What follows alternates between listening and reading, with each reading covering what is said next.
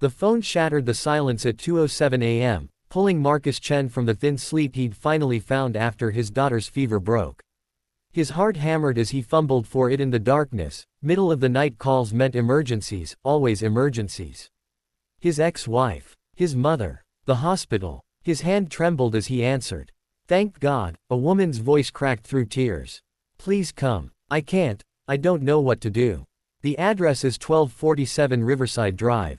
Please hurry." "Ma'am, I think you have the wrong." The line went dead. Marcus sat in the darkness of his cramped apartment, his 6-year-old daughter Emma sleeping soundly in the next room, her medication finally working. He should go back to sleep. He had a double shift at the warehouse starting in 5 hours. He had exactly one reliable person in his life, himself, and he couldn't afford to waste energy on strangers. But that voice, the raw desperation in it haunted him. He checked on Emma one more time, her small chest rising and falling peacefully, then quietly called his neighbor Mrs. Rodriguez. She answered on the 4th ring, groggy but kind as always. 20 minutes later, he was in his 15-year-old Honda, driving toward Riverside Drive with his heart in his throat. The address led him to the wealthy side of town, where houses became estates and streetlights gave way to private security. Number 1247 was a sprawling modern mansion, all glass and steel, overlooking the river. Marcus almost turned around. He didn't belong here. This was clearly a mistake. But the front door stood wide open, and he could hear sobbing from inside. "Hello." He stepped into a marble foyer that probably cost more than he'd earned in a decade. "Is anyone here? Are you okay?" He found her in a cavernous living room, curled up on a white sofa, surrounded by empty prescription bottles. A woman maybe in her early 30s, wearing silk pajamas, mascara streaking her face. She looked up at him with hollow eyes. "You came," she whispered. "You actually came. Ma'am, I think you called the wrong number, but did you take these?" Marcus rushed forward, his warehouse first aid training kicking in.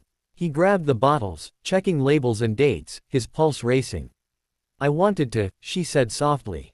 "I called my brother. I was going to. But then I just sat here." The bottles were full. Marcus exhaled slowly, his hands still shaking. Okay. You didn't take them. That's good. That's really good. But we need to get you help. Can I call someone? Your brother? An ambulance? My brother's in Tokyo. He won't care anyway." She laughed, a broken sound. "Nobody cares. My father died 6 months ago and left me everything, his company, his fortune, his enemies. Everyone wants something from me. Everyone has an agenda. I just wanted someone to care if I disappeared." Marcus had no idea what to say. He understood loneliness. God, did he understand it, but not like this. Not surrounded by luxury that should have solved every problem. He did what he'd do for Emma when she had nightmares. He sat down beside her, not too close, just present.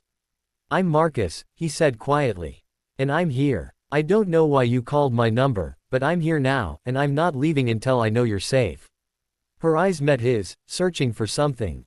"Why would you do that? You don't even know me."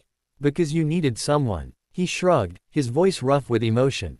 "And maybe because 6 months ago, when my wife left and took half my heart with her, I sat alone wondering if anyone would notice if I just gave up. My daughter needed me, so I didn't. But I remember what that darkness feels like." Something shifted in her expression. For the first time, she really looked at him, not through him, not past him, but at him. "Victoria," she said. "My name is Victoria Ashford." The name meant nothing to Marcus, but over the next 3 hours, as dawn broke over the river, she told him everything. Her father's empire built on ruthless business deals. Her isolation in boarding schools while he conquered markets. The vultures circling now that he was gone. Board members, investors, distant relatives, all demanding, none caring. The brother who'd escaped to Japan and wouldn't return her calls. The therapist who prescribed pills and offered no real connection. Marcus listened. He made tea in her state-of-the-art kitchen, fumbling with machines that probably cost more than his car. He told her about Emma, about working 2 jobs to keep them afloat, about reading bedtime stories and braiding hair and teaching his daughter that goodness mattered more than money. "You should call someone," he said finally. "A crisis hotline. A doctor you trust. Will you stay while I do?" He checked his phone. His shift started in 40 minutes. He'd be late, might lose the job he desperately needed. But he looked at this woman who had everything except what mattered, and he nodded. "I'll stay." She made the calls. He heard her voice strengthen slightly as she spoke to a counselor, scheduled an emergency appointment, agreed to check in every day. When she hung up, some color had returned to her face. "Thank you," Victoria said. "I don't know how to repay you." "You don't need to repay kindness," Marcus said, standing to leave. "Just promise me you'll go to that appointment. And maybe call your brother again." "Wait." She stood too, sudden urgency in her voice.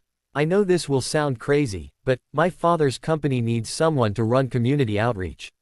Someone who actually understands what regular people need. Someone with integrity." She laughed shakily. "I've interviewed 20 candidates. They all had perfect resumes and soulless eyes. You showed up at 2 a.m. for a stranger. That's the kind of person I need." Marcus stared at her. "I work in a warehouse. I barely finished community college. So, I'll send you to business school if you want. Or you can learn on the job. I don't need another MBA who sees people as profit margins. I need someone who sees people as people." It was insane. Impossible. Everything in Marcus's practical, cautious mind screamed to say no, to walk away from this fairy tale before it turned into something painful. But Emma's face flashed in his mind, his beautiful daughter who deserved better than second-hand clothes in their cramped apartment. Who deserved a father who wasn't always exhausted, always stressed, always one emergency away from collapse. "I have a daughter," he said carefully. "She comes first, always. I wouldn't want it any other way," Victoria replied. "Bring her to the office. We'll set up childcare. Or let her stay home when she's sick without panicking. Build the life you need, Marcus. Help me build a company that actually gives a damn about its employees." He should have been suspicious. 6 months later, he sometimes still wondered if he'd dreamed that night. But Victoria kept her word. The job was real, challenging, exhausting in the best way.